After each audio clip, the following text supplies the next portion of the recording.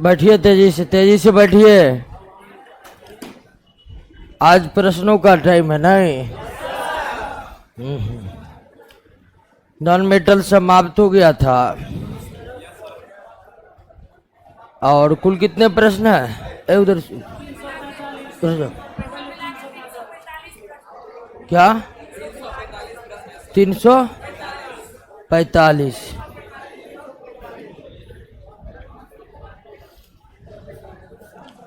345 है तो आज आधे प्रश्नों को ले लेते हैं।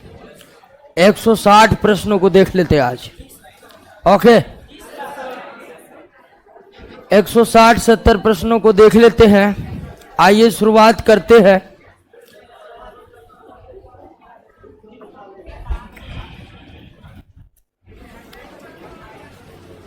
चलिए बिल्कुल आराम से एक एक प्रश्नों का उत्तर पर पहुंचने का प्रयास करेंगे। आइए पहला प्रश्न।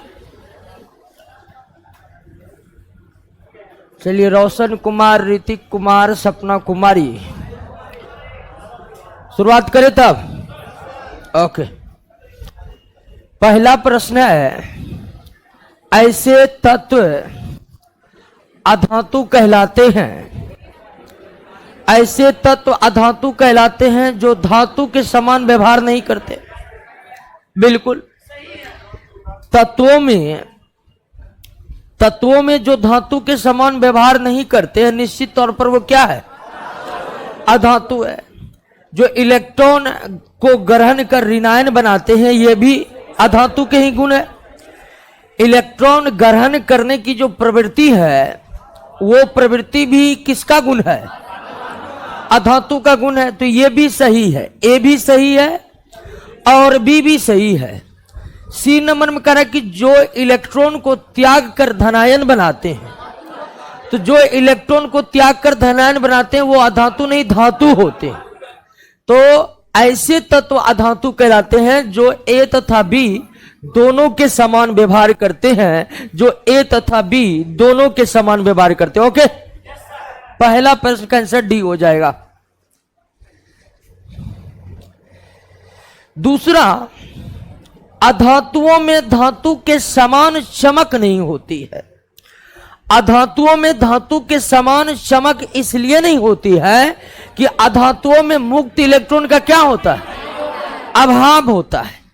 चमक जो होते हैं ना, धातुओं में मुक्त इलेक्ट्रॉन होते हैं, और मुक्त इलेक्ट्रॉन पर जब प्रकाश पड़ता है ना, तो उस प्रकाश से इलेक्ट्रॉन उत्तेजित हो जाते हैं, और जब मुक्त इलेक्ट्रॉन धातु के उत्तेजित होते हैं तो उससे ही धातुओं में चमक पैदा होती है। लेकिन अधातुओं में तो मुक्त इलेक्ट्रॉन होते नहीं है, तो प्रकाश पड़ने पर ये इसके इलेक्ट्रॉन उत्तेजित नहीं होते हैं, और यही कारण है कि अधातु चमकीले नहीं होते हैं। तो अधातुओं में धातुओं के समान चमक नहीं होती है, क्योंकि अधातुओं में मुक्त इलेक्ट्रॉन, फ्री इलेक्ट्रॉन नहीं होते हैं। और फ्री इलेक्ट्रॉन समझ रहे हैं ना? अगर किसी तत्व के परमाणु के अंतिम कक्षा में 1 या 2 या 3 इलेक्ट्रॉन है तो वो क्या है? मुक्त इलेक्ट्रॉन। किसी तत्व के परमाणु के अंतिम कक्षा में 1 या 2 या 3 इलेक्ट्रॉन होते हैं तो वो इलेक्ट्रॉन एक परमाणु से दूसरे परमाणु में जाने के लिए स्वतंत्र होते हैं, और इसीलिए उन्हें हम क्या कहते हैं? मुक्त इलेक्ट्रॉन कहते हैं। वहीं जब परमाणु के अंतिम कक्षा में इलेक्ट्रॉन की संख्या 3 से बढ़कर 4, 5, 6 या 7, 8 हो जाती है, तो वो इलेक्ट्रॉन एक परमाणु से दूसरे परमाणु में गमन नहीं कर सकते हैं। और यही कारण है कि अंतिम कक्षा में 4, 5, 6, 7 या 8 इलेक्ट्रॉन है तो वो बंधित इलेक्ट्रॉन होते हैं, मुक्त इलेक्ट्रॉन नहीं होते हैं। दूसरा का आंसर ए होगा। तीसरा, अधातुओं के संबंध में कौन सा एक सही नहीं है? अधातुओं के संबंध में कौन सा एक सही नहीं? अधातु ना तो आघात वर्ध्य और ना ही तन्य होते, ये सही है। आघात वर्धनीयता और तन्यता धातुओं का गुण है, अधातु का नहीं। अधातु उष्मा के कुचालक होते हैं तथा विद्युत के भी कुचालक होते, बिल्कुल सही है। अधातुओं का घनत्व धातुओं के तुलना में ज्यादा होता है। ये गलत है दोस्तों, सरासर गलत है। अधातुओं का घनत्व धातुओं के तुलना में कम होता है। अधातुओं का घनत्व धातुओं के तुलना में कम होता है, ये गलत है। अधातुओं को जब धातु से प्रहार किया जाता है तो इसे किसी प्रकार की ध्वनि नहीं निकलती है, बिल्कुल नहीं निकलती है। ध्वनि धातुओं को पीटने से निकलती है, ध्वनि धातुओं के पीटने से निकलती है। क्लियर? 4 नंबर, अधातु प्रायः कठोर नहीं होते हैं, परंतु डायमंड अधातु होते हुए भी बहुत कठोर है। इसका कारण क्या है? अधातु प्रायः कठोर नहीं होते हैं, परंतु डायमंड अधातु होते भी कठोर। इसका कारण इसमें मुक्त इलेक्ट्रॉन नहीं पाए जाते। मुक्त इलेक्ट्रॉन तो चमकीले और कुचालकता का यानी कि कुचालक है क्यों और चमकते क्यों नहीं है, उसका कारण ये मुक्त इलेक्ट्रॉन हो सकता है। इसका एक प्लेन दूसरे प्लेन पर फिसल नहीं हो सकता है। हीरा में परमाणुओं का जो एक लेयर है, उसके ऊपर परमाणुओं का दूसरा लेयर, फिर उसके ऊपर परमाणुओं का तीसरा लेयर, वो लेयर एक दूसरे पर फिसल नहीं सकते हैं। और यही कारण है कि हीरा काफी ज्यादा मजबूत होते हैं। अधातु होकर भी हीरा की कठोरता कई धातुओं के तुलना में बहुत ज्यादा है, क्योंकि इसका एक प्लेन दूसरे प्लेन पर फिसल नहीं सकता है। एक प्लेन दूसरे प्लेन पर फिसल नहीं सकता है, यानी कि परमाणुओं के एक लेयर पर हीरा के परमाणुओं का जो दूसरा लेयर है वो फिसल नहीं सकता है। ओके, नेक्स्ट, अधातुएं क्यों विद्युत का चालन नहीं करती है? इसका एक ही कारण मुक्त इलेक्ट्रॉन है। इनमें धातुओं की भांति मुक्त इलेक्ट्रॉन नहीं पाए जाते हैं। इसमें धातुओं के तरह मुक्त इलेक्ट्रॉन का क्या होता है? अभाव होता है। और यही कारण है कि अधातु विद्युत का भी और उष्मा का भी दोनों का क्या होता है? कुचालक होता है। तो अधातुएं क्यों विद्युत का चालन नहीं करती है? क्योंकि इनमें धातुओं की भांति मुक्त इलेक्ट्रॉन नहीं पाए जाते हैं। इनमें धातुओं की भांति मुक्त इलेक्ट्रॉन नहीं पाए जाते। नेक्स्ट, निम्नलिखित में किस पदार्थ के साथ अधातु की रासायनिक अभिक्रिया नहीं होती है? तो जल के साथ। अधातुएं ऑक्सीजन से अभिक्रिया करते हैं, अधातुएं क्लोरीन से भी अभिक्रिया करते हैं, अधातुएं अम्ल से भी अभिक्रिया करते हैं, लेकिन अधातुएं जल से अभिक्रिया नहीं करते हैं। अधातु की अभिक्रिया जल के साथ नहीं होती है, हालांकि सभी धातुएं जल के साथ अभिक्रिया करते हैं। अधातुएं किसके समान आचरण करती है? अधातुएं ऑक्सीकारक। अधातुएं क्या होते हैं? ऑक्सीकारक वे पदार्थ होते हैं जो दूसरे पदार्थ का ऑक्सीकरण कराते हैं, दूसरे पदार्थ का ऑक्सीकरण कराते हैं। एक क्वेश्चन है, डायमंड मेटल है या नॉन मेटल? डायमंड कार्बन है, कार्बन और नॉन मेटल है, डायमंड नॉन मेटल है। 8 नंबर, अधातुएं ऑक्सीजन के साथ संयोग करके अम्लीय ऑक्साइड बनाती है। बिल्कुल, धातु ऑक्सीजन के साथ संयोग करके क्षारीय ऑक्साइड बनाती है और अधातु ऑक्सीजन के साथ अभिक्रिया करके अम्लीय ऑक्साइड बनाती है। अधातुएं कभी भी क्षारीय ऑक्साइड नहीं बनाती है, यह भी सही है। क्षारीय ऑक्साइड का निर्माण धातुओं के द्वारा होता है। क्षारीय ऑक्साइड का निर्माण धातुओं के द्वारा होता है। दोस्तों, दोनों कथन सही है। नेक्स्ट, निम्नलिखित में कौन अधातु? क्लोरीन। क्लोरीन अधातु है, क्यों? तो ये गैस है। क्या है?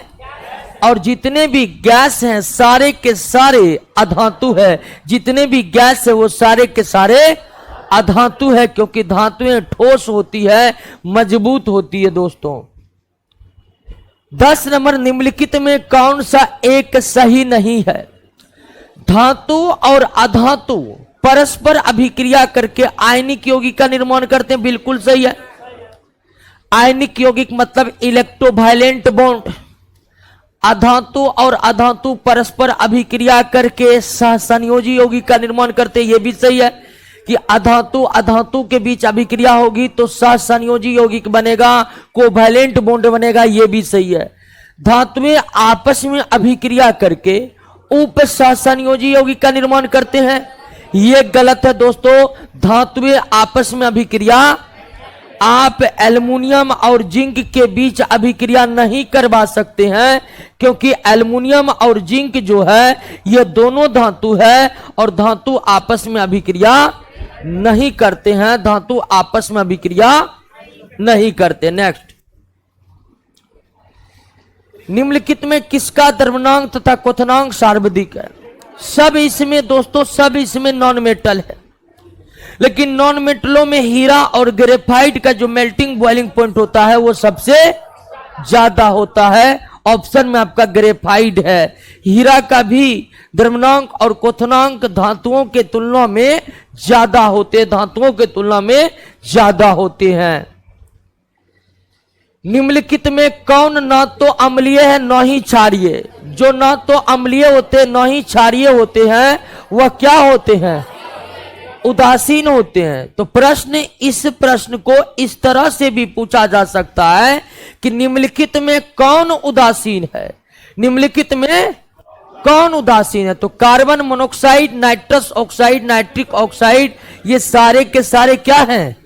उदासीन है, यानी कि ना तो अम्लीय है ना तो क्षारीय है। उदासीन है, ना तो अम्लीय है ना तो क्षारीय है, यानी कैसे है?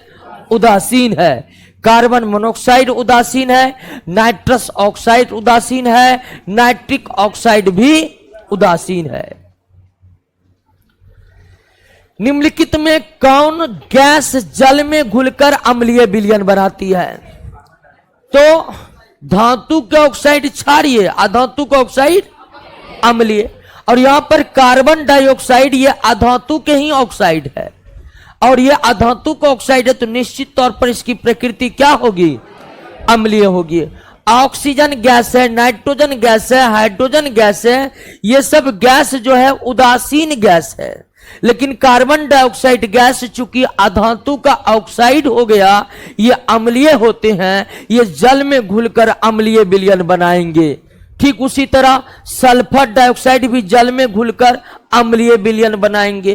फास्फोरस पेंटाऑक्साइड भी जल में घुलकर अम्लीय विलयन बनाएंगे, क्योंकि ये सब अधातु के ऑक्साइड है और अधातु के ऑक्साइड जल में घुलकर अम्लीय विलयन ही बनाते हैं। अधातु के ऑक्साइड जल में घुलकर अम्लीय विलयन बनाते हैं, और कुछ अधातु के ऑक्साइड अभी तुरंत आप देखे हैं उदासीन है, तो वो ऑक्साइड जल में घुलकर अम्लीय विलयन नहीं बनाएगा। निम्नलिखित में कौन एक विद्युत ऋणात्मक तत्व है? क्लोरीन। कौन एक विद्युत ऋणात्मक तत्व है? क्लोरीन, क्योंकि क्लोरीन अधातु है और ऑप्शन में बाकी सब आपका धातु है। धातु विद्युत धनात्मक होते हैं क्योंकि वो इलेक्ट्रॉन त्याग करते हैं। अधातु विद्युत ऋणात्मक होते हैं क्योंकि वे इलेक्ट्रॉन को ग्रहण करते हैं, क्योंकि वे इलेक्ट्रॉन को ग्रहण करते हैं। अगला कथन है अधातुओं को इलेक्ट्रोनिगेटिव तत्व की संज्ञा दी जाती है। बिल्कुल, इलेक्ट्रोनिगेटिव यानी कि विद्युत ऋणात्मक, बिल्कुल सही है। अधातुएं इलेक्ट्रॉन ग्रहण कर ऋण आवेशित आयन बना सकती है, बिल्कुल ये भी सही है। और यही कारण है कि इसे हम क्या कहते? इलेक्ट्रोनिगेटिव तत्व कहते। अधातुएं इलेक्ट्रॉन ग्रहण कर ऋण आवेशित आयन बना सकती है, और यही कारण है कि हम अधातुओं को क्या कहते हैं? तो इसका आंसर हो जाएगा कि ए और आर दोनों सही है, तथा आर ए की सही स्पष्टीकरण है कि नहीं है? ए का स्पष्टीकरण आर दे रहा है कि नहीं है? अधातुएं इलेक्ट्रोनिगेटिव विद्युत ऋणात्मक है, क्यों? तो वे इलेक्ट्रॉन ग्रहण कर ऋण आयन बना सकते हैं। तो निश्चित तौर पर आर जो है वह कथन ए का स्पष्टीकरण दे रहा है, सही स्पष्टीकरण दे रहा है। आंसर आपका क्या हो गया? ए हो गया।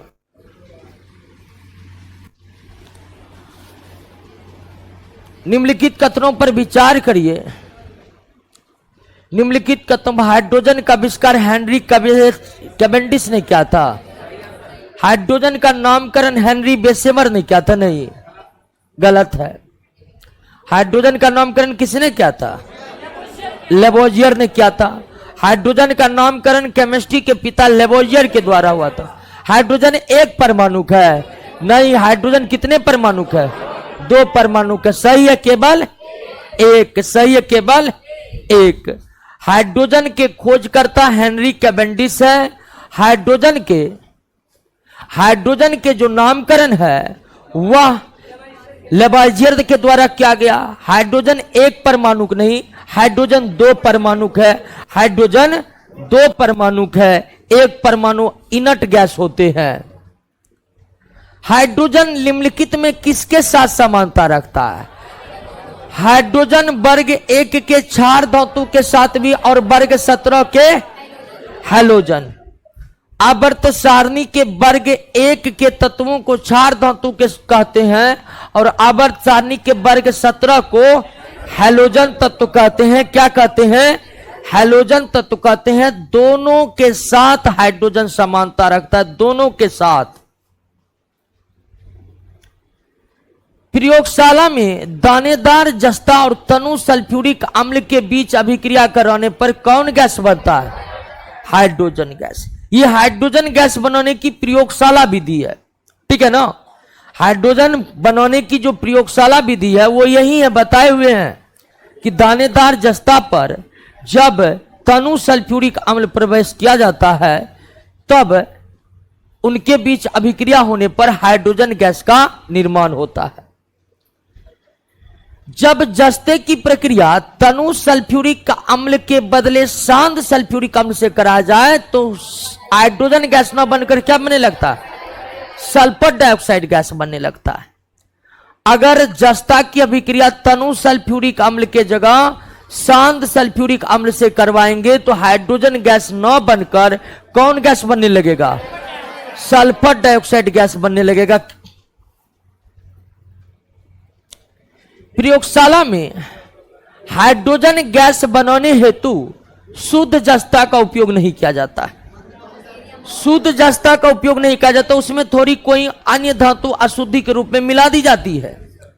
शुद्ध जस्ते का इस्तेमाल इसलिए नहीं करता है कि शुद्ध जस्ता काफी मंद गति से अभिक्रिया करता है। शुद्ध जस्ता तनु सल्फ्यूरिक अम्ल के साथ काफी मंद गति से अभिक्रिया करता है, तो हाइड्रोजन की भी प्राप्ति हमें बहुत मंद गति से होगी। अब वहीं जस्ता में थोड़ा सा अशुद्धि मिला देते हैं, जस्ता में थोड़ा सा अशुद्धि मिला देते हैं, तब अभिक्रिया मध्यम गति से होने लगती है और हमें हाइड्रोजन बहुत तेजी के साथ प्राप्त होने लगता है। तो अगर जस्ते की प्रक्रिया, जस्ते की अभिक्रिया तनु के जगह शांत सल्फ्यूरिक अम्ल से करिएगा तो सल्फर डाइऑक्साइड बनेगा, हाइड्रोजन नहीं बनेगा। दूसरी, अगर हाइड्रोजन गैस बनाने में जस्ता का इस्तेमाल शुद्ध किए हैं तब आपको बहुत धीमी गति से हाइड्रोजन प्राप्त होगा। हमें जस्ते में थोड़ी सी अशुद्धि मिलानी पड़ती है। सबसे हल्का तत्व हाइड्रोजन है, बिल्कुल। हाइड्रोजन का वजन मात्र 1 mu होता है, तो यह सबसे हल्का है। और चूंकि हाइड्रोजन तत्व के साथ साथ गैसीय तत्व है तो इसीलिए सबसे हल्का गैस भी कह सकते हैं, इसे आप सबसे हल्का गैस भी कह सकते हैं। तो 1 और 2 दोनों सही है, 1 और 2 दोनों सही है। हाइड्रोजन के संबंध में निम्न में कौन सा एक सही नहीं है? हाइड्रोजन रंगहीन, गंधहीन, स्वादहीन है। ये देखिए, यह जल में अत्यधिक विलेय है। कोई भी गैस जल में अत्यधिक विलेय, गैस मतलब तत्व, जो गैस है तत्व ऐसे तत्व जो गैस है, जैसे क्लोरीन हो गया, फ्लोरीन हो गया, हाइड्रोजन हो गया, नाइट्रोजन हो गया, ऑक्सीजन हो गया, ठीक है। तो जो भी तत्व गैसीय अवस्था में है वह जल में अत्यधिक विलेय नहीं होते हैं, बल्कि उन्हें दाब लगाकर जल में घुलाना पड़ता है, दाब लगाकर जल में घुलाना पड़ता है। हाइड्रोजन को वायु में जलाने पर जल का निर्माण होता है। अगर हाइड्रोजन को हम वायु में जलाएंगे तो किसका निर्माण होगा? जल का निर्माण होगा और भारी परिमाण में हमें ऊर्जा की प्राप्ति होगी अथवा ऊष्मा की प्राप्ति होगी। नेक्स्ट,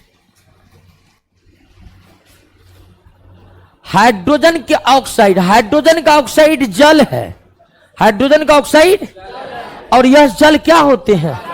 उदासीन होते हैं। यह जल क्या होते हैं? उदासीन होते हैं। हाइड्रोजन का ऑक्साइड मतलब हाइड्रोजन ऑक्सीजन का यौगिक और वो जल है दोस्तों, जल उदासीन है। अतितप्त भाप को जब लौह चूर्ण के साथ अभिक्रिया कराते हैं तो हाइड्रोजन गैस प्राप्त होता है। कौन गैस? हाइड्रोजन गैस प्राप्त होता। अतितप्त भाप को जब हम लौह चूर्ण से अभिक्रिया कराते हैं तो हमें हाइड्रोजन गैस प्राप्त होता है। यह हाइड्रोजन गैस बनाने की व्यापारिक विधि है। लाल तप्त कोक के ऊपर अतितप्त भाप, कोक यानी कि कार्बन, और इस पर अतितप्त भाप अगर देते हैं तो क्या बनता है? जल गैस बनता है। लाल तप्त कोक के ऊपर अतितप्त भाप प्रवाहित करने पर कार्बन मोनोऑक्साइड और हाइड्रोजन का मिश्रण प्राप्त होता है, और कार्बन मोनोऑक्साइड हाइड्रोजन के मिश्रण को क्या कहते हैं? जल गैस कहते हैं। लाल तप्त कोक के ऊपर, कोक यानी कि 98% शुद्ध कार्बन को क्या कहते हैं? कोक कहते हैं। यानी कोक का 98% कार्बन होता है। तो लाल तप्त का मतलब बहुत ज्यादा गर्म, लाल तप्त का मतलब बहुत ज्यादा गर्म। तो बहुत ज्यादा गर्म अथवा लाल तप्त कोक के ऊपर अति तप्त भाप यानी कि जल प्रवाहित करने पर आपको कार्बन मोनोऑक्साइड और हाइड्रोजन का मिश्रण प्राप्त होता है। कार्बन मोनोऑक्साइड और हाइड्रोजन के मिश्रण को क्या कहते हैं? जल गैस कहते हैं। कार्बन मोनोऑक्साइड और हाइड्रोजन के मिश्रण को सोडियम फॉर्मेट को गर्म करने पर हाइड्रोजन गैस मिलता है। ठीक है, इसको याद रखिए।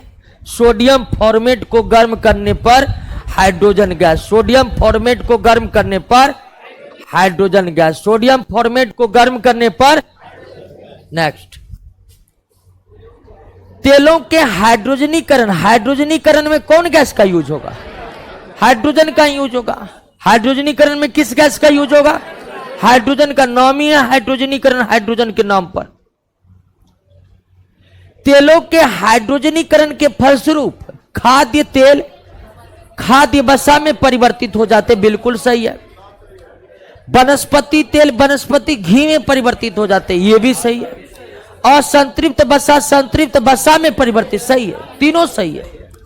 और संतृप्त वसा स्वास्थ्य के लिए ठीक होते हैं, संतृप्त वसा स्वास्थ्य के लिए हानिकारक होते हैं, संतृप्त वसा स्वास्थ्य के लिए हानिकारक होते हैं।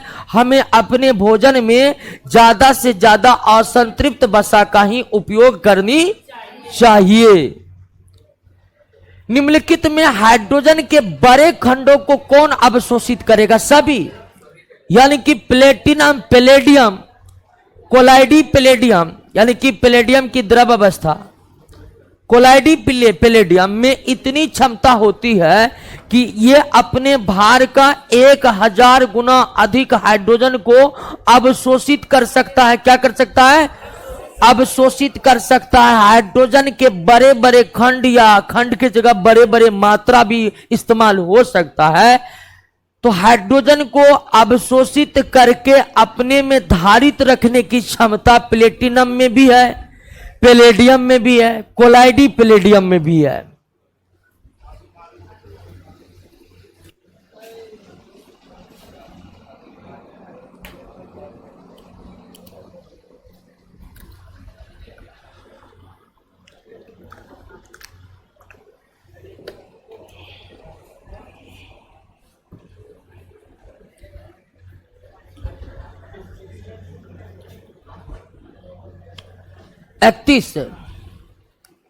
पैलेडियम तथा प्लेटिनम के समान धातुएं विशेष परिस्थितियों में हाइड्रोजन का बहुत अधिक आयतन अवशोषित कर लेती है। पैलेडियम तथा प्लेटिनम के समान धातुएं विशेष परिस्थितियों में हाइड्रोजन का बहुत अधिक आयतन अवशोषित कर लेती है। धातुओं द्वारा अवशोषित हाइड्रोजन को क्या कहते हैं? अधिधारित हाइड्रोजन कहते हैं। क्या कहते हैं? अधिधारित हाइड्रोजन कहते हैं। नेक्स्ट, निम्नलिखित कथनों पर विचार कीजिए, सही कथन का चयन कीजिए। प्लेटिनम एवं पैलेडियम जैसी धातुएं हाइड्रोजन के पर्याप्त मात्रा को अधिधारित कर सकती है। बिल्कुल, ये पिछले प्रश्न में हम देखें, ये सही है। इन धातुओं को सिर्फ गर्म करने पर अधिधारित हाइड्रोजन बाहर निकल जाते। बिल्कुल, प्लेटिनम के अंदर जो हाइड्रोजन अवशोषित करके रखा हुआ है, जिसे हम अधिधारित हाइड्रोजन कहते हैं, तो प्लेटिनम को गर्म करेंगे, उसके भीतर का सारा हाइड्रोजन निकल जाएगा। पैलेडियम को गर्म करेंगे, उसके भीतर का सारा हाइड्रोजन निकल जाएगा। तो ये बिल्कुल सही है कि प्लेटिनम एवं पैलेडियम जैसे कुछ धातुएं हाइड्रोजन के पर्याप्त मात्रा को अधिधारित कर सकती है, और गर्म करने पर यह अधिधारित हाइड्रोजन तुरंत क्या सकते हैं? बाहर आ सकते हैं। अधिधारित हाइड्रोजन साधारण हाइड्रोजन के तुलना में कम क्रियाशील होते हैं। यह गलत है दोस्तों, 2 भी सही है लेकिन 3 गलत है। जो अधिधारित हाइड्रोजन होते हैं वो साधारण हाइड्रोजन से ज्यादा भी क्रियाशील होते हैं, साधारण हाइड्रोजन से ज्यादा भी क्रियाशील होते हैं। तो तीसरा कथन गलत है। सही कथन है 1 और 2। सही कथन है 1 और 2। भविष्य का ईंधन किसे कहते हैं? हाइड्रोजन को कहते हैं। भविष्य का ईंधन किसे कहते हैं? हाइड्रोजन भविष्य का ईंधन है। नेक्स्ट, हाइड्रोजन को भविष्य का ईंधन क्यों कहा जाता है? हाइड्रोजन को भविष्य का ईंधन कहने के 3 कारण आपको बताए थे। हाइड्रोजन का ऊष्मीयमान सबसे अधिक होने के कारण कम हाइड्रोजन के खपत से ही अत्यधिक ऊर्जा प्राप्त की जा सकती है। यह पहला कारण। कि सभी ज्ञात ईंधनों में सबसे ज्यादा ऊष्मीयमान किसका है? हाइड्रोजन का। हाइड्रोजन के वायु में जलने से उत्पाद के रूप में सिर्फ जल बनता है। बिल्कुल सही। हाइड्रोजन को हवा में जलाने पर जल बनता है। तो धुएं की जो समस्या है जीवाश्म ईंधन पेट्रोल डीजल के साथ, वो भी समस्या हाइड्रोजन में आने वाली नहीं है। अतः हाइड्रोजन के जलने से पर्यावरण में किसी प्रकार के प्रदूषण फैलने की आशंका नहीं है। तो दूसरा यानी कि बी भी सही है। हाइड्रोजन भविष्य का ईंधन क्यों है, इसके संदर्भ में ए भी सही है और इसके संदर्भ में बी भी सही है। हाइड्रोजन गैस का सबसे बड़ा स्रोत जल है। बिल्कुल, जल का विद्युत अपघटन करेंगे, हाइड्रोजन और ऑक्सीजन की प्राप्ति होगी, जो एक नवीकरणीय प्राकृतिक संसाधन है। बिल्कुल, पृथ्वी के 70% भागों पर जल फैला हुआ है। जल का हम बहुत ज्यादा इस्तेमाल करेंगे भी तो कोई दिक्कत नहीं है। इनमें से सभी।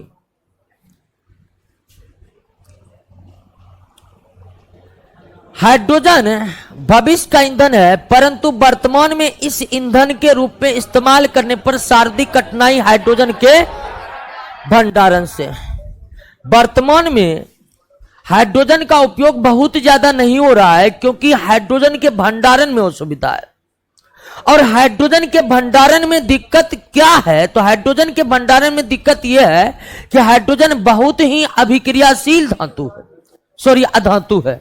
हाइड्रोजन बहुत ही अभिक्रियाशील अधातु है, इसलिए उसके भंडारण में दिक्कत आ रही है। जल एक उत्कृष्ट विलायक है। विलायक मतलब अपने में घोलने वाला, और जल उत्कृष्ट विलायक नहीं है। जल को हम लोग यूनिवर्सल सॉल्वेंट भी बोलते हैं। जल को हम लोग यूनिवर्सल सॉल्वेंट भी बोलते हैं। इसका कारण यह अत्यधिक ध्रुवीय है, अत्यधिक ध्रुवीय है। अत्यधिक ध्रुवीय यानी कि पोलर यौगिकों की विशेषता हो जाती है कि उसमें बहुत से अधिक पदार्थ घुल सकता है, बहुत से अधिक पदार्थ घुल सकता है। निम्नलिखित में कौन एक सही नहीं है? निम्नलिखित में कौन सा एक सही नहीं है? 0 डिग्री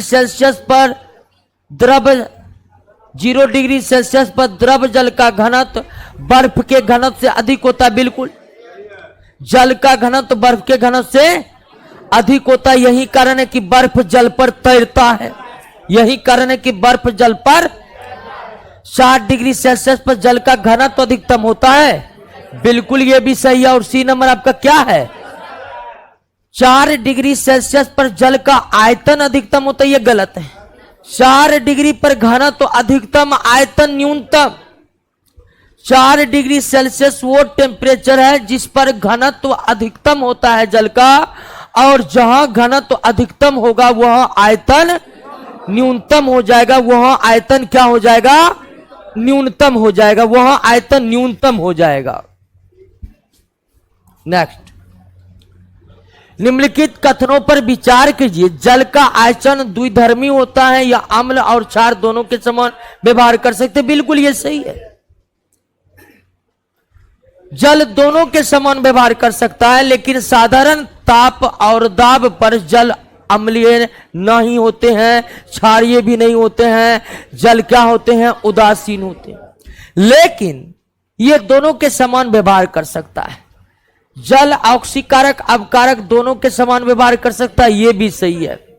जल बहुत ही अलग तरह का यौगिक है दोस्तों। जल बहुत ही अलग टाइप का यौगिक है या द्रव है, जो जिसका गुण अन्य किसी भी द्रवों से बिल्कुल क्या हो जाता है? भिन्न हो जाता है। समान ताप दाब पर कई यौगिक है जो द्रव पदार्थ है, कई यौगिक है जो द्रव पदार्थ है, लेकिन जल का गुण उन सब से क्या है? अलग है। वह जल जो साबुन के साथ आसानी से झाग नहीं देता है, उसे क्या कहते हैं? कठोर जल कहते हैं। वो जल जो साबुन के साथ आसानी से झाग नहीं देता है, वो क्या होते हैं? जल में अस्थायी कठोरता, अस्थायी कठोरता बाइकार्बोनेट के कारण। अस्थायी कठोरता किसके कारण? बाइकार्बोनेट, कैल्शियम और मैग्नीशियम के बाइकार्बोनेट के कारण होती है। अस्थायी कठोरता कैल्शियम और मैग्नीशियम के बाइकार्बोनेट के साथ होती है, कैल्शियम और मैग्नीशियम के बाइकार्बोनेट के साथ। नेक्स्ट, जल को अस्थायी कठोरता, जल को उबाल कर और क्लार्क विधि, तीनों होगा, तीनों कैल्गोन विधि अस्थायी कठोरता को दूर करने के लिए इस्तेमाल किया जाता है। लेकिन कैल्गोन विधि एक ऐसी विधि है जिसके द्वारा जल की अस्थायी कठोरता भी दूर की जा सकती है और जल की अस्थायी कठोरता भी दूर की जा सकती है। तो अस्थायी कठोरता जो कैल्शियम और मैग्नीशियम के बाइकार्बोनेट के कारण आती है, उसको आप उबाल कर दूर कर सकते हैं, क्लार्क विधि के द्वारा दूर कर सकते हैं। कैल्गोन विधि एक ऐसी विधि है, कैल्गोन विधि एक ऐसी विधि है जिसके द्वारा जल की अस्थायी और अस्थायी दोनों प्रकार की कठोरता को दूर किया जा सकता है।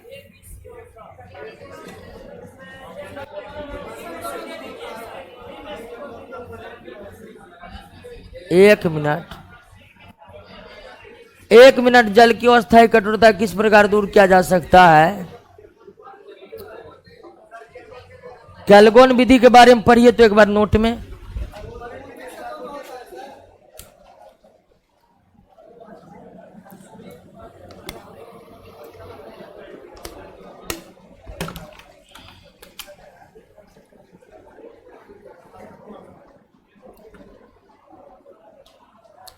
कैल्गोन विधि और परमुटेड विधि के बारे में पढ़िए तो मिस्टेक तो नहीं हो रहा है।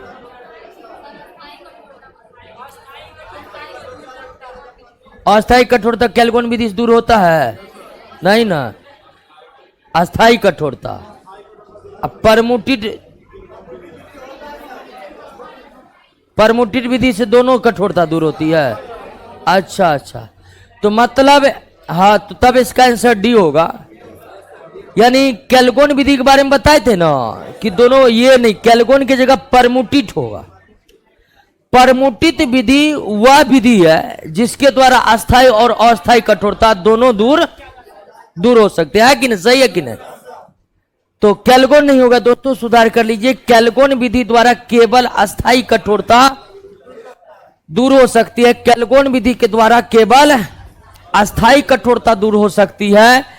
परमुटित विधि एक ऐसी विधि है, परमुटित विधि एक ऐसी विधि है जिससे अस्थायी और अस्थायी दोनों प्रकार की कठोरता दूर हो सकती है। जल की अस्थायी कठोरता तो तीनों विधि से, सोडा विधि, कैल्कोन विधि, परमुटिट विधि, ये तीनों ही विधि अस्थायी कठोरता दूर करने के लिए ही होगा। तीनों ही विधि अस्थायी कठोरता दूर करने के लिए ही होगा। निम्नलिखित में किस विधि द्वारा जल की अस्थायी अस्थायी दोनों प्रकार किस में? परमुटिट। दोनों प्रकार की कठोरता किस विधि से दूर हो सकती है? परमुटिट विधि से दूर हो सकती है। परमुटिट विधि से दूर हो सकती है। नेक्स्ट, हाइड्रोजन कितने समस्थानिक है? 3, प्रोटियम, ड्यूटेरियम और ट्राइटियम। प्रोटियम को हम हाइड्रोजन भी कहते हैं। तो हाइड्रोजन की समस्थानिकों की संख्या 3 है। हाइड्रोजन के समस्थानिकों की संख्या, हाइड्रोजन के किस समस्थानिक को भारी समस्थानिक कहते हैं? ड्यूटेरियम को। ड्यूटेरियम को।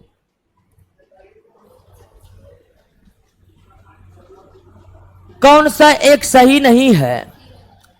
हाइड्रोजन के तीनों समस्थानिक का परमाणु संख्या एक ही होता है।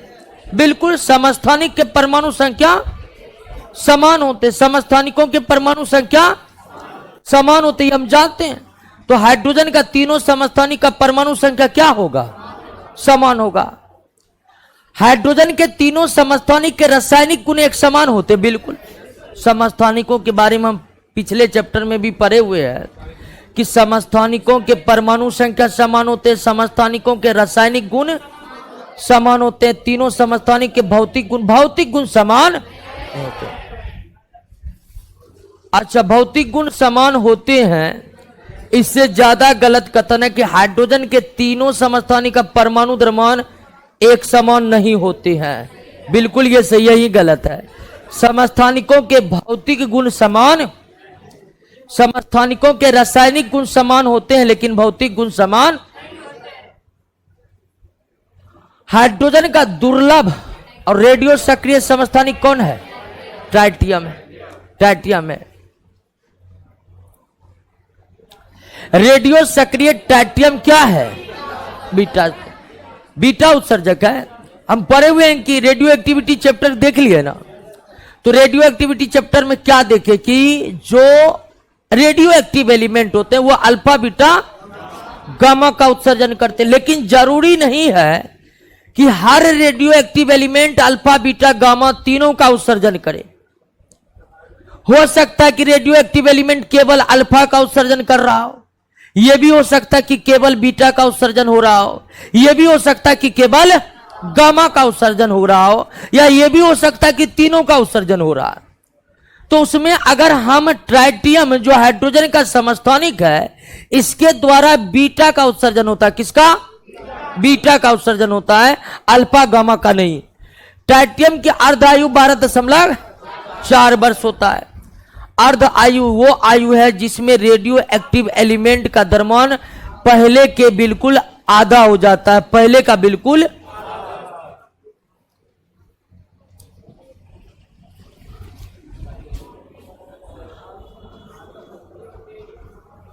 भारी जल को प्राप्त किया जाता है। भारी जल के विद्युत अपघटन से ड्यूटेरियम प्राप्त होगा।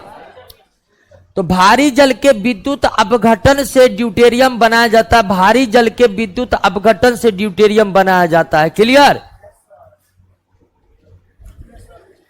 ड्यूटेरियम या भारी हाइड्रोजन का आविष्कार सर्वप्रथम किसके द्वारा किया गया? तीनों ने मिलकर यूरे, ब्रिकवेट और मर्फी तीनों ने मिलकर ड्यूटेरियम का खोज किया था। कौन सी धातु तनु हाइड्रोक्लोरिक अम्ल से अभिक्रिया कर हाइड्रोजन मुक्त नहीं करता? तो ये तांबा है। तांबा उतने अभिक्रियाशील धातु नहीं है, इसीलिए तांबा किसी भी तनु अम्लों से अभिक्रिया नहीं करता है। लेकिन तांबा सांद्र अम्ल से अभिक्रिया करता है। तांबा सांद्र अम्ल से अभिक्रिया करता है।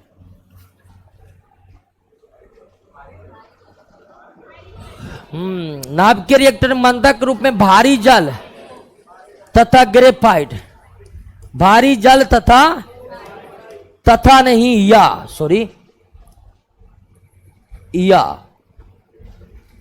भारी जल या फिर ग्रेफाइट का इस्तेमाल करते हैं। भारी जल या ग्रेफाइट का रिएक्टर हम पिछले चैप्टर में ही पढ़ चुके हैं। किस पर तनु नाइट्रिक अम्ल की अभिक्रिया से हाइड्रोजन गैस उत्पन्न होती है? मैग्नीज। देखिए तनु नाइट्रिक अम्ल से केवल मैग्नीशियम अभिक्रिया और मैग्नीज अभिक्रिया करता है तो ही हाइड्रोजन गैस बनता है। समझे कि नहीं समझे? तनु नाइट्रिक अम्ल से केवल मैग्नीशियम और मैग्नीज ही अभिक्रिया करता है तब हाइड्रोजन गैस बनता है।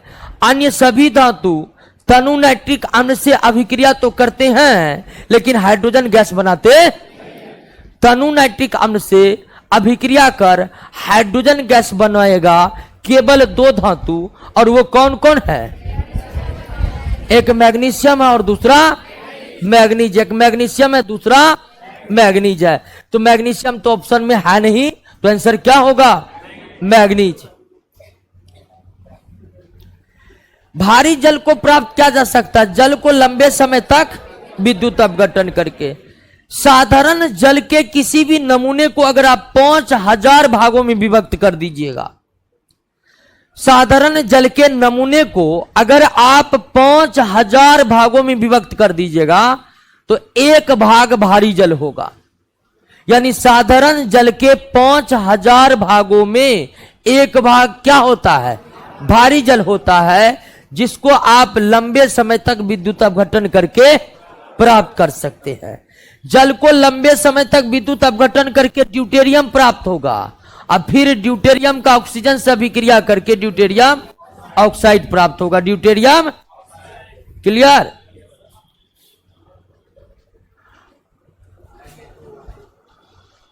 निम्नलिखित में कौन सा ऑक्साइड तनु सल्फ्यूरिक अम्ल से अभिक्रिया करके हाइड्रोजन परऑक्साइड बनाता है? तो यह है सोडियम परऑक्साइड। सोडियम परऑक्साइड की अभिक्रिया अगर तनु सल्फ्यूरिक अम्ल से होगा तो सोडियम सल्फेट बनेगा और हाइड्रोजन परऑक्साइड बनेगा। क्लियर? प्रयोगशाला में हाइड्रोजन परऑक्साइड किस प्रकार तैयार की जाती है? प्रयोगशाला में हाइड्रोजन परऑक्साइड प्रयोगशाला में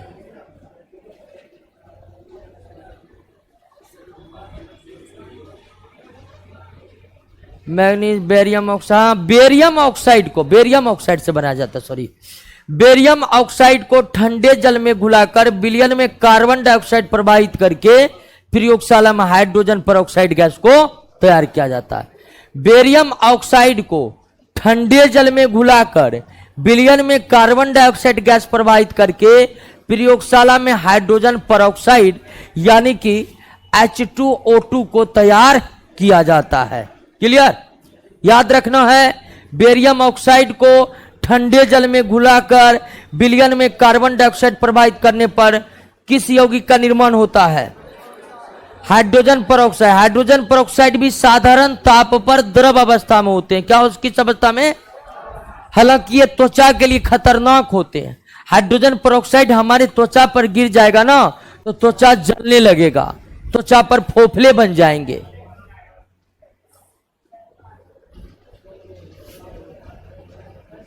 व्यापारिक 10 आयतन H2O2 एक ऐसा विलयन है जिसकी सामर्थ्य लगभग कितनी होती है? 3%। ठीक है, यानी कि मार्केट में जो हाइड्रोजन परऑक्साइड बिकता है तो इसी रूप में बिकता है। मार्केट में जो हाइड्रोजन परऑक्साइड बिकता है वो इसी रूप में बिकता है, और जिसका सामर्थ्य 3% सामर्थ्य का मतलब कि पूरे नमूने में हाइड्रोजन परऑक्साइड की मात्रा कितनी है? 3% है। नेक्स्ट, भारी जल के संबंध में निम्नलिखित कथनों पर विचार कीजिए। भारी जल के संबंध में निम्नलिखित कथनों पर विचार कीजिए। ड्यूटेरियम ऑक्साइड को भारी जल कहा जाता है, बिल्कुल सही है।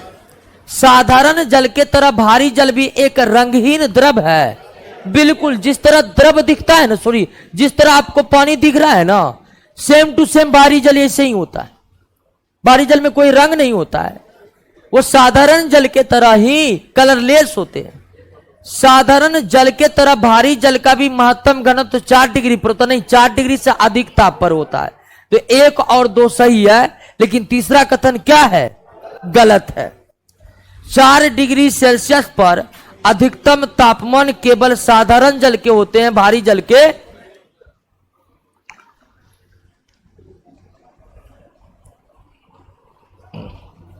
नेक्स्ट, बालों के ब्लीचिंग में प्रयुक्त होता है हाइड्रोजन परऑक्साइड।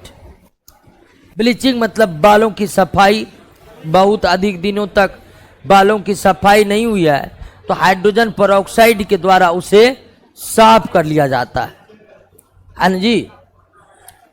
भ्रष्ट पदार्थों को फिर से साफ करने या पुराने तैल चित्रों के रंगों को फिर से उभारने के लिए भी किसका इस्तेमाल किया जाता है?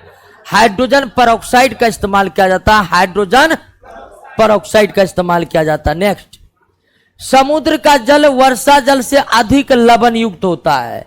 समुद्र का जल वर्षा जल से अधिक लवण होता है क्योंकि समुद्र में मिलने वाली नदियां अपने साथ बहाकर क्या ले जाती है? लवण। समुद्र में उतनी लवणता क्यों है? तो विश्व के प्रत्येक कोनों से बहती हुई नदियां अंततः कहां मिलती है? और नदियां जो घूम फिर कर अंत में समुद्र से मिलती है तो भारी मात्रा में लवण जाकर रख देती है समुद्र में।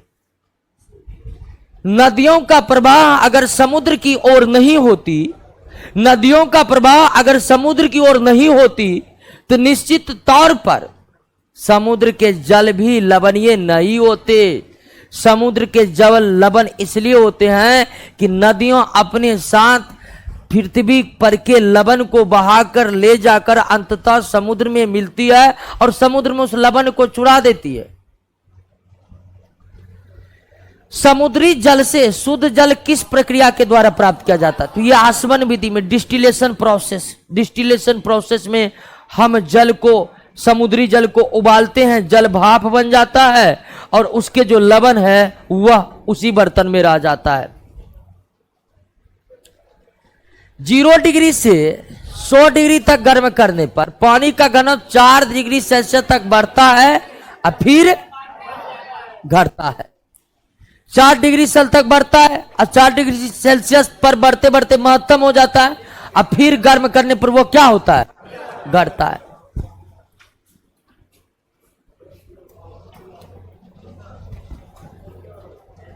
जीरो डिग्री से 100 डिग्री सेल्सियस तक गर्म करने पर पानी का आयतन पहले घटता है, फिर चूंकि 4 डिग्री सेल्सियस पर घनत्व तो अधिकतम होता है तो अगर 4 डिग्री सेल्सियस तक घनत्व तो बढ़ेगा तो आयतन क्या होगा? घटेगा। घनत्व बराबर होता है द्रव्यमान बटे आयतन। तो अगर हम पिछला सवाल को समझ चुके हैं, पिछला सवाल को समझ चुके हैं कि 0 डिग्री सेल्सियस से 100 डिग्री तक गर्म करने पर पानी का घनत्व 4 डिग्री तक क्या होता है? अब फिर बढ़ता है। तो अगर 4 डिग्री सेल्सियस तक घनत्व बढ़ता है तो 4 डिग्री सेल्सियस तक आयतन क्या होगा और उसके बाद बढ़ेगा। नेक्स्ट, हाइड्रोजन सल्फाइड या हाइड्रोजन क्लोराइड के तुलना में जल का उच्च क्वथनांक होने का कारण क्या है? Hydrogen bond. जल का उच्च क्वथनांक, उच्च द्रव्यमानांक होने का कारण हाइड्रोजन बॉन्ड है। जल बहुत अधिक विलेयता होती है, जल की सोलेबिलिटी बहुत ज्यादा होती है। उसका एक कारण पर है कि जल के अणु अत्यधिक ध्रुवीय होते हैं और दूसरा कारण यह है कि जल के अणुओं में हाइड्रोजन बॉन्ड होते हैं। ठीक है, हाइड्रोजन बॉन्ड होते। नेक्स्ट, निम्नलिखित में कौन सा तत्व ब्रह्मांड में सर्वाधिक मात्रा में? हाइड्रोजन। ब्रह्मांड में सर्वाधिक मात्रा में हाइड्रोजन।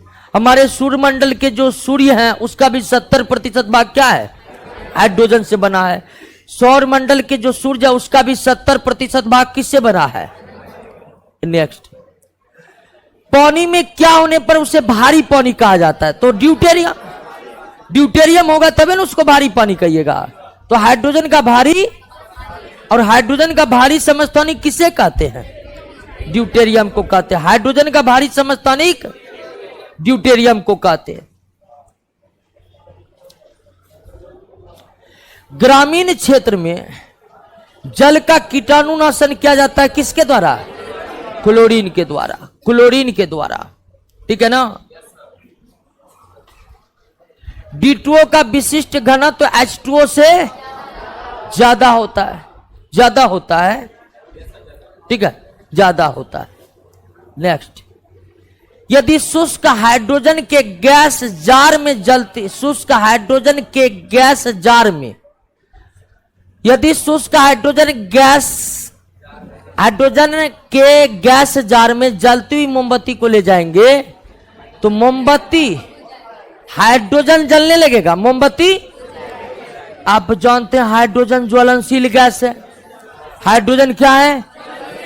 तो हाइड्रोजन जलेगा, और चूंकि वह ऑक्सीजन नहीं है इसीलिए मोमबत्ती बुझ जाएगा। कोई चीज जलेगा किसमें? ऑक्सीजन की उपस्थिति में। लेकिन आप मोमबत्ती को लेकर चल गए हाइड्रोजन गैस में, तो हाइड्रोजन गैस की उपस्थिति में मोमबत्ती नहीं जलेगा, तो मोमबत्ती बुझेगा। और हाइड्रोजन, हाइड्रोजन क्यों जलेगा? चलिए अगला क्वेश्चन, पोटास एलम की उपस्थिति में जल में उपस्थित गंदे पदार्थ नीचे बैठ जाते हैं, गंदे पदार्थ नीचे बैठ जाते हैं। सही है, सही है। पोटास एलम को फिटकिरी भी कहते हैं। पदार्थ में क्लोरीन या विरंजक चूर्ण मिला देने पर जल में उपस्थित हानिकारक जीवाणु नष्ट हो जाते हैं, यह भी सही है। जल को साफ दोनों के द्वारा किया जाता है, फिटकिरी के द्वारा भी यानी पोटास एलम के द्वारा भी, क्लोरीन और ब्लीचिंग। तो पोटास एलम गंदगी को साफ करता है, क्लोरीन बैक्टीरिया वायरस को मारता है, क्लोरीन बैक्टीरिया वायरस को मारता है। क्लियर?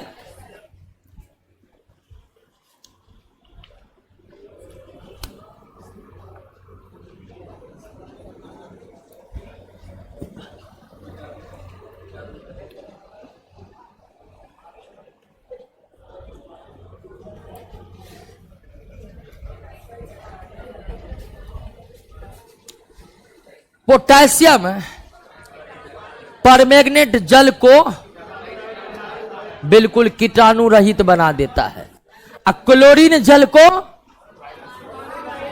जीवाणु रहित बना देता है। क्या बना देता है? कीटाणु आंख से दिखते हैं। देखिए, एक होता है कीटाणु, एक होता है सूक्ष्म जीव।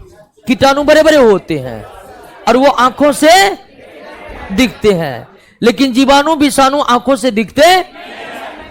तो पोटेशियम परमैंगनेट जो है वह कीटाणु को मारता है, और क्लोरीन ब्लीचिंग पाउडर जो है वो सूक्ष्म जीवों को मारता है, सूक्ष्म जीवों को मारता है।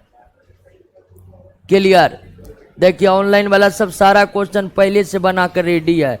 बिल्कुल, हाँ बिल्कुल बिल्कुल सारा प्रश्न बनाकर रेडी है, उसके बाद कोई दिक्कत नहीं है, ठीक है ना। क्योंकि कोई प्रश्न छूटेगा आपसे, एक एक प्रश्न आपके नोट में इससे बाहर हो ही नहीं सकता, ठीक है ना।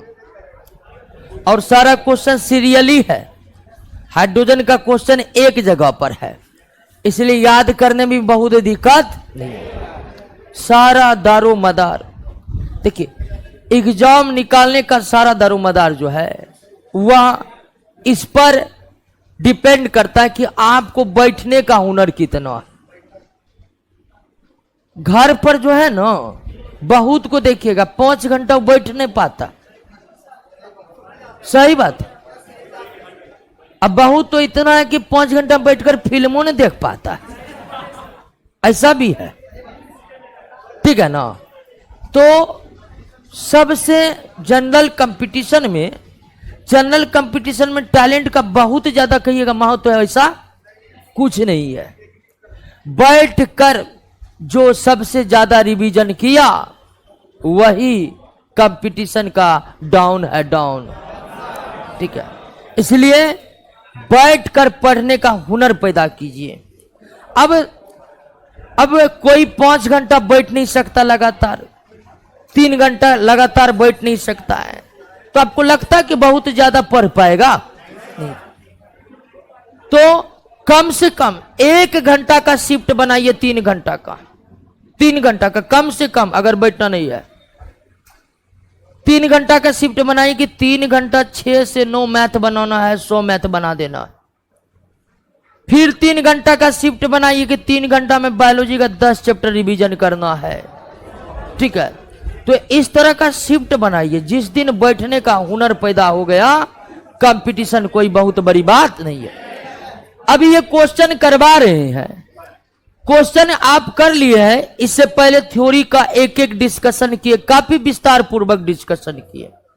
इसके लिए हमको बहुत सारी अवहेलनाएं भी सुननी पड़ती है कि इतना दिन तक चलते रहता है। ठीक है, इतना दिन तक चलते रहता है, पूछेंगे कि इतना दिन से आप क्या क्या कर रहे हैं, तो बता नहीं पाएगा ठीक से। लेकिन प्रश्न करवा दिए, लेकिन आप बैठकर बार बार रिवीजन नहीं करिएगा तो यही समझा हुआ चीज परीक्षा में आपसे गलत हो जाएगा, हो जाएगा। अभी तुरंत बताएं, हाइड्रोजन पेरोक्साइड को प्रयोगशाला में कैसे बना जाता है? तो बेरियम ऑक्साइड को जल में घुलाकर कार्बन डाइऑक्साइड गैस प्रवाहित करके। अब इसी को 2-3 बार अगर आप रिवाइजन कर लीजिएगा तो कोई दिक्कत ही नहीं होगा। और 2-3 बार रिवाइजन नहीं करेगा, परीक्षा में बेरियम ऑक्साइड देगा और नीचे में बेरियम हाइड्रोक्साइड देगा, अब धर पर आ जाइएगा कि बेरियम ऑक्साइड है कि हाइड्रोक्साइड है। इसलिए हम बोल रहे हैं कि बार बार बैठकर बैठने का हुनर बनाइए। 74 नंबर पर आइए। निम्नलिखित में किन 2 अभिकारकों के मध्य अभिक्रिया हाइड्रोजन गैस उत्पन्न करेगा? अच्छा, मैग्नीशियम हाइड्रोक्लोरिक अम्ल अभिक्रिया करेगा तो होगा ही होगा। निम्नलिखित में किन 2 अभिकारकों के मध्य हाइड्रोजन गैस उत्पन्न करेगी? तो बिल्कुल मैग्नीशियम धातु है, हाइड्रोक्लोरिक अम्ल अम्ल है, धातु अम्ल के साथ अभिक्रिया करके हाइड्रोजन गैस देता, बिल्कुल सही है। तांबा और तनु नाइट्रिक अम्ल से केवल मैग्नीशियम और मैग्नीज ही अभिक्रिया करके हाइड्रोजन गैस देते, तो ये होगा नहीं। कैल्शियम कार्बोनेट को अगर अम्ल के साथ अभिक्रिया करवाए तो कार्बन डाइऑक्साइड बनेगा, हाइड्रोजन जस्ता, और नाइट्रिक अम्ल से जस्ता केवल मैग्नीशियम और, तो कौन होगा? ए होगा, ए। नेक्स्ट, केतली में पानी को उबालने पर उसकी आंतरिक परत पर सफेद पदार्थ की एक परत जम जाती है। यह परत किसकी होती है? कैल्शियम और मैग्नीशियम के कार्बोनेटस की होती है। ठीक है ना? अभी देखे होंगे, या कभी कभी बर्तन को आप साबुन से साफ कर दीजिए, 1-2 दिन तक खाना मत बनाए उस बर्तन में। उस बर्तन के तली में देखिएगा कि व्हाइट परत जम गया है, वो किसकी परत होती है? अगर ऐसा नहीं हो रहा है, आप फिर वही आरओ वाटर से बर्तन को साफ करिए, वो पतला परत नहीं बैठेगा, क्योंकि उसमें सारे लवणों को क्या कर दिया गया है? निकाल दिया गया। वही जो नॉर्मल वाटर होता है उससे तो ये तरह का, तो वो जो उजले बर्तन को धोने के बाद आपको दिखाई देते हैं, पानी को गर्म करने के बाद आपको दिखाई देते हैं, वो कैल्शियम और मैग्नीशियम के बाइकार्बोनेट होते हैं। कैल्शियम मैग्नीशियम के बाइकार्बोनेट होते हैं निश्चित। जब कठोर जल को पूर्णतः वाष्पीकृत हो जाता तब पात्र में सफेद ठोस बचा रहता है। यह सफेद ठोस जो है कार्बोनेट का होता है और सल्फेट का होता है। कार्बोनेट वाला तो यहां दे ही दिया है, ठीक है। कार्बोनेट कैल्शियम मैग्नीशियम के कार्बोनेट, क्लोराइड नहीं होगा, सल्फेट होगा। कार्बोनेट तो होगा ही होगा, उसके बाद आपको क्या होगा? सल्फेट होगा, क्लोराइड नहीं होगा। नहीं, कार्बोनेट और सल्फेट सबसे मेन इसमें कौन है? कार्बोनेट। उसके बाद हल्का फल्का सल्फेट, यानी इस तरह का ऑप्शन दे दिया जाए तो आप रखिएगा कि सफेद अवक्षेप में क्लोराइड नहीं होते हैं, क्लोराइड नहीं होते, कार्बोनेट सल्फेट। जल का शुद्धतम रूप कौन है? वर्षा जल है। जल का शुद्धतम रूप कौन है? वर्षा जल है। कहीं कहीं पर आशुद्ध जल देता है डिस्टिल वाटर, लेकिन आशुद्ध जल की जगह वर्षा जल ही होगा। क्लियर? वायुमंडल में हाइड्रोजन नहीं पाए जाते, कारण यह सबसे हल्की गैस है, इसलिए पृथ्वी के गुरुत्वाकर्षण को पार कर निकल जाते हैं। ठीक है ना, गुरुत्वाकर्षण को पार कर निकल जाते हैं। नेक्स्ट, वनस्पति तेल से डालडा या वनस्पति घी, ये तो हाइड्रोजनीकरण कहलाता है। ये क्या कहलाता है? हाइड्रोजनीकरण कहलाता है। क्या कहलाता है? वनस्पति घी के औद्योगिक उत्पादन में कौन सी विधि? हाइड्रोजन। हाइड्रोजनीकरण में हाइड्रोजन से अभिक्रिया होता है, और हाइड्रोजन से अभिक्रिया करना क्या कहलाता है? अपचयन कहलाता है, यानी कि रिडक्शन कहलाता है। अपचयन कहलाता है, यानी क्या कहलाता है? वनस्पति घी हाइड्रोजनीकरण के द्वारा बनता है। हाइड्रोजनीकरण में हाइड्रोजन से रिएक्शन होता है। हाइड्रोजन से रिएक्शन होना अपचयन या रिडक्शन कहलाता है। भारी जल की खोज किसने की? यूरे ब्रिकवेट, तीन वैज्ञानिक है। आवर्त सारणी में कार्बन, कार्बन किस परिवार का है? वर्ग 14 का है। Carbon, silicon, germanium. कार्बन के संबंध में निम्नलिखित में कौन सा सही नहीं है? यह अधातु तत्व है। इसके परमाणु में 6 प्रोटॉन, 6 न्यूट्रॉन, 6 इलेक्ट्रॉन। बिल्कुल। कार्बन में 6 प्रोटॉन, 12 में से 6 घटाए तो 6 न्यूट्रॉन और 6 इलेक्ट्रॉन होते हैं। कार्बन सभी जैव यौगिक का अनिवार्य मूल्य तत्व है। जैव का मतलब सजीव होता है। जैव का मतलब सजीवों के शरीर में जितने भी यौगिक है, प्रोटीन, कार्बोहाइड्रेट, वसा, न्यूक्लिक एसिड, डीएनए, आरएनए, सब में कार्बन उपस्थित है। सब में, प्रोटीन में कार्बन है, कार्बोहाइड्रेट में कार्बन है, वसा में कार्बन है, डीएनए, आरएनए में कार्बन है। सभी जैव यौगिक, जैव यौगिक का मतलब सजीव के शरीर में पाए जाने वाले यौगिक। जैव का मतलब सजीव होता है। दोस्तों, प्रकृति में कार्बन मुक्त अवस्था में नहीं पाए जाते, ये गलत है। आप जो कोयला देख रहे हैं प्रकृति में, वो वास्तव में क्या है? कार्बन ही है। आप जो कोयला देख रहे हैं वो क्या है? कार्बन है। कार्बन है जी। तो बिल्कुल कार्बन उतने अभिक्रियाशील नहीं है कि मुक्त अवस्था में ना पाया जाए। कार्बन मुक्त अवस्था में पाया जाता है, कोयला के रूप में, हीरा के रूप में, ग्रेफाइट के रूप में। ठीक है ना। रेडियो सक्रिय समस्थानिक कार्बन 14 है। ठीक है। कार्बन का भी 3 समस्थानिक है। हाइड्रोजन के 3 से अधिक समस्थानिक है कार्बन का, लेकिन 3 ही मुख्य है। उनमें कार्बन 14 जो है ना, वो रेडियो एक्टिव है। कार्बन 14 जो है। निम्नलिखित कथनों पर विचार कीजिए। किसी तत्व के परमाणुओं के आपस में बंधित होने के गुण को क्या कहते हैं? श्रृंखलन कहते हैं। परमाणुओं के आपस में बंधित होने के गुण को क्या कहते हैं?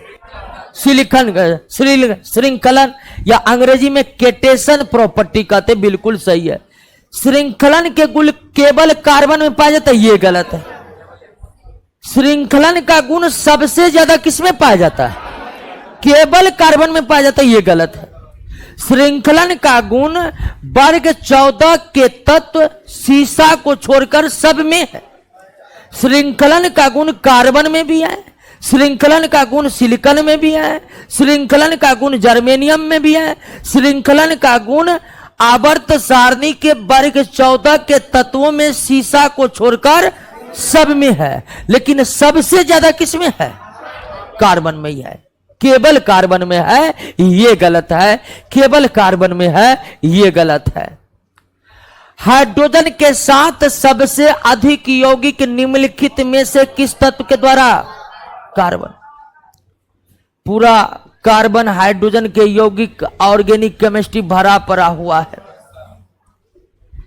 वह गुण जिसके कारण एक ही तत्व कई रूपों में पाए जाते, वो क्या कहलाते? एक ही तत्व के कई रूपों में पाया जाने जाना अपरूपता कहलाता है।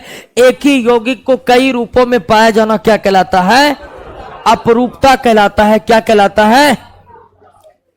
कौन कार्बन के अपर रूप है? तीनों, हीरा, ग्रेफाइट और फुलेरिन, तीनों कार्बन के अपर रूप है। कार्बन के अपर रूप है। नेक्स्ट, निम्नलिखित कथनों पर विचार कीजिए। एक ही तत्व के विभिन्न अपर रूप के रासायनिक गुण भिन्न होते, ये गलत। अपर रूप के भौतिक गुण भिन्न होते हैं, रासायनिक गुण क्या होते हैं?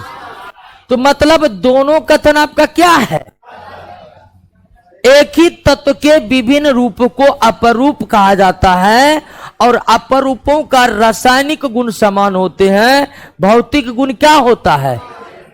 असमान होता है। तो ये दोनों कथन यहां पर आपका क्या है? गलत है। कार्बन के रबेदार अपर रूप नहीं है कोयला। कार्बन के रपेदार या क्रिस्टलाइन अपर रूप 3 है, हीरा, ग्रेफाइट और कोयला।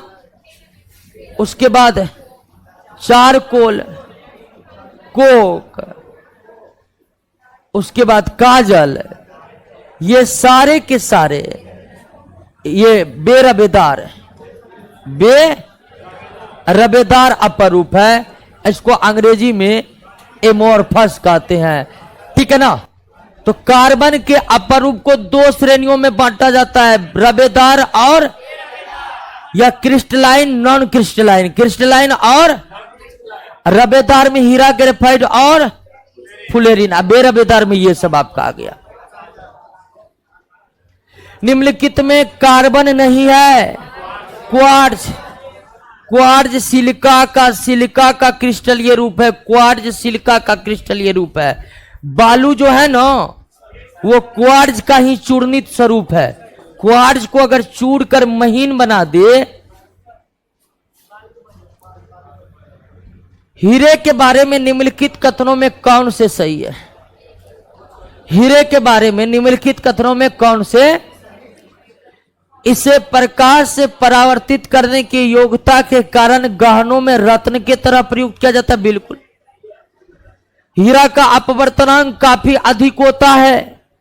हीरा का अपवर्तनांक काफी अधिक होता है, इसीलिए प्रकाश परावर्तित करने की क्षमता। हीरा विद्युत का सुचालक है, यह गलत है। विद्युत का सुचालक ग्रेफाइट है, हीरा नहीं, ठीक है ना। हीरा विद्युत का, इसे कांच, संगमरमर, पत्थर और अन्य कठोर पदार्थ काटने के लिए प्रयोग किया जाता है। बिल्कुल सही है। इसे सैलों के बेधन के लिए प्रयोग किया जाता है, यह भी सही है। 1, 3, 4 सही है हीरे के संबंध में, लेकिन दूसरा गलत है। हीरा विद्युत का क्या है? कुचालक है। हीरा विद्युत का क्या है? लेकिन कार्बन का दूसरा अपर रूप ग्रेफाइट विद्युत का क्या है? कौन सा एक तत्व? हीरा। रेत सिलिका है तो यौगिक है। संगमरमर कैल्शियम कार्बोनेट है, यौगिक है। शक्कर ग्लूकोज है, यौगिक है। हीरा कार्बन का अपर रूप और तत्व है। कार्बन का शुद्धतम रूप कौन है? हीरा ही है। कार्बन का शुद्धतम रूप क्या है? हीरा। हीरा मतलब 100% कार्बन। हीरा के गुणों के संदर्भ में निम्नलिखित में कौन एक सही है? एक सही नहीं है। हीरा सबसे सख्त पदार्थ है जो कांच को सुगमता पूर्वक काट सकता। बिल्कुल, बिल्कुल सही है। हीरा का घनत्व 3.5 तथा अपवर्तनांक 2.417 होता है, सही है। यह अक्रियाशील पदार्थ है, किसी रासायनिक घोल में नहीं घुलता। बिल्कुल सही है। जैसे सोना, प्लेटिनम जैसे धातु एक्वारिजिया में घुल जाता है कि नहीं? तो क्या एक्वारिजिया में हीरा भी घुल जाएगा? नहीं। किसी भी रासायनिक घोल में या तो घुलता है, किसी से यह अभिक्रिया। तो इसका मतलब ये गलत कौन है? एक्स किरणें जो एक प्रकार का विद्युत चुंबकीय तरंग है। एक्स किरणें जो एक प्रकार का विद्युत चुंबकीय तरंग है, यह तरंग हीरा के आर पार हो जाते हैं। हीरा के आर पार हो जाते हैं। ग्रेफाइट के गुणों के संदर्भ में कौन सा एक सही नहीं है? यह काले रंग का रबेदार, रबेदार का मतलब क्रिस्टलाइन, तो हीरा ग्रेफाइट और फुलेरिन क्रिस्टलाइन अपर रूप है, तो सही है पहला कथन। यह उष्मा और विद्युत का सुचालक होता है। ये बहुत सख्त पदार्थ है, ग्रेफाइट बहुत मुलायम है। ग्रेफाइट मुलायम होने के कारण इसका इस्तेमाल लुब्रिकेंट यानी कि ग्रीस बनाने के लिए, या हिंदी में बोले स्नेहक बनाने के लिए होता है। तो ग्रेफाइट एक बहुत ही मुलायम सॉफ्ट पदार्थ है। ग्रेफाइट एक बहुत ही मुलायम सॉफ्ट पदार्थ है, यह सख्त नहीं है दोस्तों। सुख सेल की धनात्मक छड़े किससे बने होते हैं? ऋणात्मक जस्ते की बर्तन की। निम्नलिखित में कौन अच्छा स्नेहक? स्नेहक ग्रेफाइट। स्नेहक ग्रीस, ग्रीस हाँ अंग्रेजी में बोलते हैं लुब्रिकेंट।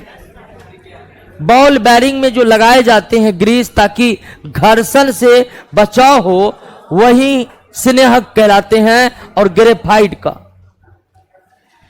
हीरा को उच्च ताप पर गर्म करने पर कार्बन डाइऑक्साइड, चूंकि हीरा कार्बन है जी, इसको गर्म करिएगा तो क्या बनेगा? बिल्कुल हीरा बर्बाद हो जाए, जला दीजिएगा तो बर्बाद ही ना होगा। सही है। ग्रेफाइट को भी उच्च ताप पर गर्म करने पर कार्बन, सही है। हीरा भी कार्बन है, ग्रेफाइट भी। उसे उच्च ताप पर गर्म करिएगा, वो ऑक्सीजन से अभिक्रिया करके क्या बनाएगा? Carbon dioxide. दोनों कथन क्या है? सही है। दोनों कथन क्या है?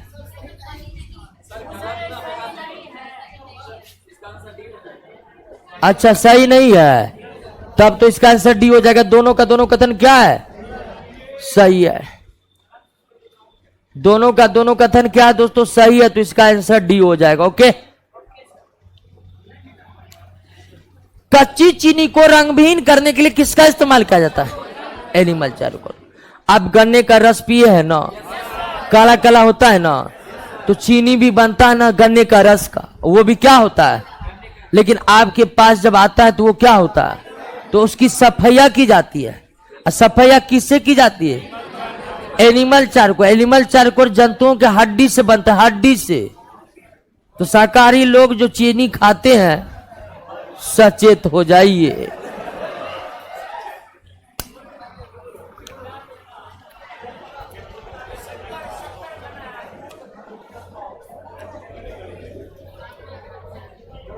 वैसे चीनी बनाने की पद्धति इतनी ज्यादा गंदगी भरी होती है कि आप चीनी मिल का दौरा कराएंगे तो चीनी नहीं खाएंगे, समझे? जिस दिन आप चीनी मिल का दौरा करके आ गए, चीनी खाना आप छोड़ दीजिएगा। हीरे का आभूषण के रूप में उसका उपयोग किस गुण के कारण होता है? अपवर्तनांक के कारण। हीरा के अपवर्तनांक अभी तक ज्ञात पदार्थों में सबसे ज्यादा है। हीरा का अपवर्तनांक सबसे ज्यादा होने के कारण उसमें पूर्ण आंतरिक परावर्तन करने की क्षमता होती है। अब पूर्ण आंतरिक परावर्तन के कारण ही हीरा बहुत तेज चमकते हैं, जिसके कारण इसका इस्तेमाल आभूषण के तौर पर किया जाता है। कार्बोरेंडम, कार्बोरेंडम किसको कहते हैं? सिलिकॉन कार्बाइड को। यह कृत्रिम हीरा है। यह क्या है? कृत्रिम हीरा है, और ये हीरे के तरह ही कठोर होते हैं, लेकिन इसका रंग काला होता है। हवा की अनुपस्थिति में हीरा को 2000 डिग्री सेल्सियस तक गर्म करने पर क्या बनता है? ग्रेफाइट बनता है। क्या बनता है? ग्रेफाइट।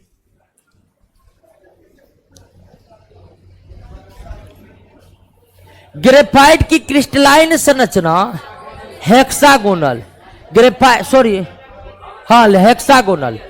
टेट्राहेड्रॉन होता है हीरा का। टेट्राहेड्रॉन किसका होता है?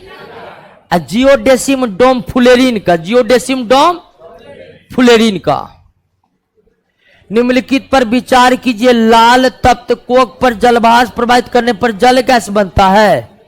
लाल तप्त कार्बन पर कार्बन डाइऑक्साइड प्रवाहित करने पर कार्बन मोनोऑक्साइड बनता है। ये भी सही है, दोनों सही है, दोनों।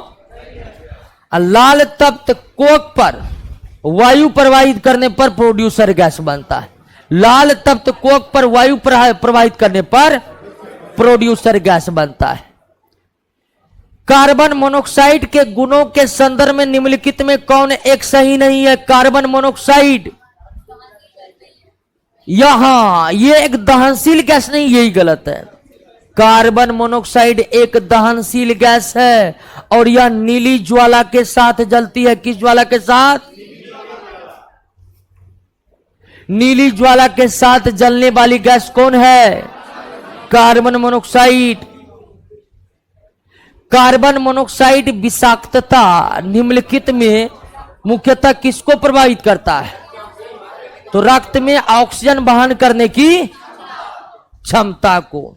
रक्त में इधर देखो ने जी, उधर क्या देख रहा है? ठीक है,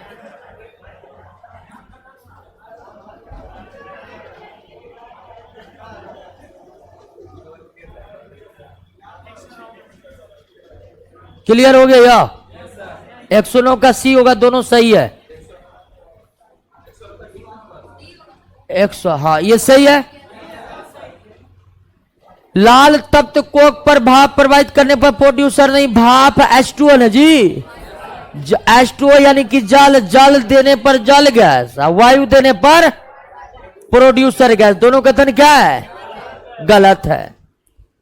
लाल तप्त कोक पर भाप प्रवाहित करने पर जल गैस, लाल तप्त कोक पर वायु प्रवाहित करने पर प्रोड्यूसर गैस। निम्नलिखित में कौन सा वायु प्रदूषक ऑक्सीजन के अपेक्षा अधिक शीघ्रता से रक्त के हीमोग्लोबिन के साथ घुलता है? तो यह कौन है दोस्तों? कार्बन मोनोऑक्साइड है। यह कौन है? निम्नलिखित में कौन एक सही नहीं है? कौन? कार्बन को हवा या ऑक्सीजन की पर्याप्त मात्रा में जलाने पर कार्बन डाइऑक्साइड बनता, बिल्कुल सही है। कार्बन या कार्बन युक्त ईंधनों को हवा या ऑक्सीजन की अपर्याप्त मात्रा में जलाने पर कार्बन मोनोऑक्साइड बनता है, यह भी सही है। कार्बन मोनोऑक्साइड अत्यंत विषैली गैस है, यह भी सही है। लेकिन कार्बन डाइऑक्साइड विषैली गैस नहीं है। यह तो प्रकाश संश्लेषण के लिए उपयोगी है दोस्तों, यह विषैली नहीं है, यह विषैली। वायुमंडल में कार्बन डाइऑक्साइड की प्रतिशत 0.03%, 0.03% होता है। 0. कार्बन डाइऑक्साइड जल से अभिक्रिया करके कार्बोनिक अम्ल, कार्बोनिक अम्ल, ठीक है, कार्बन H2CO3, यह एक कार्बोलिक अम्ल है। कार्बोलिक अम्ल C6H5OH, यह है आपका फिनॉल। यह क्या है? और फिनॉल को ही कहते हैं कार्बोलिक अम्ल। तो कंफ्यूजन नहीं करना है लिक और निक में, ठीक है। कार्बोनिक और कार्बोलिक दोनों में बहुत अंतर है। कार्बोलिक अम्ल किसको कहा जाता है? फिनॉल को। जबकि जल में घुलकर कार्बन डाइऑक्साइड गैस क्या बनाता है? कार्बोनिक अम्ल बनाता है। क्या बनाता है? कार्बोनिक अम्ल बनाता है। आग बुझाने के लिए कौन गैस? कार्बन डाइऑक्साइड गैस का इस्तेमाल किया जाता है। किसकी उपस्थिति कारण चूने का पानी वायु में रखने पर दूधिया हो जाता है? यह कार्बन डाइऑक्साइड। अब दोस्तों रहने दीजिए, भीग गए हैं पूरा। हल्ला न करिए, अब रहने दीजिए, गर्मी बहुत लग गया, स्थिति खराब है। कूलर कोई काम नहीं कर रहा है। इस लगवा रहे। अगला क्लास में ऑनलाइन ही रहेगा, ठीक है ना? क्वेश्चन चल रहा है तो ऑनलाइन भी कर सकते हैं। ऑनलाइन आइएगा, लगभग 50% भी ऑनलाइन हो जाइएगा तो गर्मी घट जाएगा, उस दिन खत्म कर देंगे, ठीक है। तो अगला क्लास जो केमिस्ट्री का होगा ना, केमिस्ट्री का जिनसे संभव होगा ऑनलाइन करना, ऑनलाइन कर लीजिएगा, बिल्कुल फ्री रहेगा ऑनलाइन। ओके, अभी आप देख रहे हैं पूरा भीग गए, पूरा गंजी लग रहा है, अंदर का 2 किलो का हो गया भीग करके।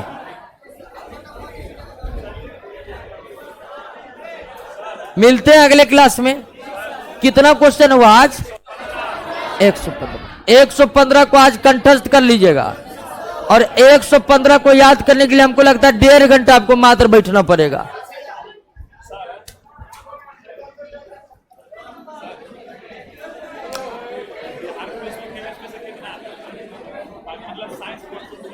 साइज पोर्शन का बढ़िया वेटेज है।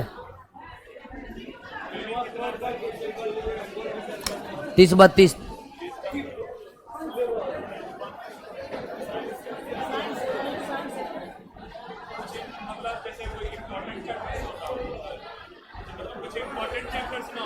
इम्पोर्टेंट चैप्टर क्या है? एक भी क्वेश्चन है तो इम्पोर्टेंट है।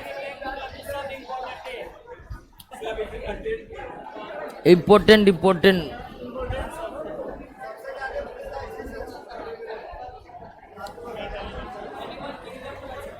मिलते हैं अगले क्लास में दोस्तों।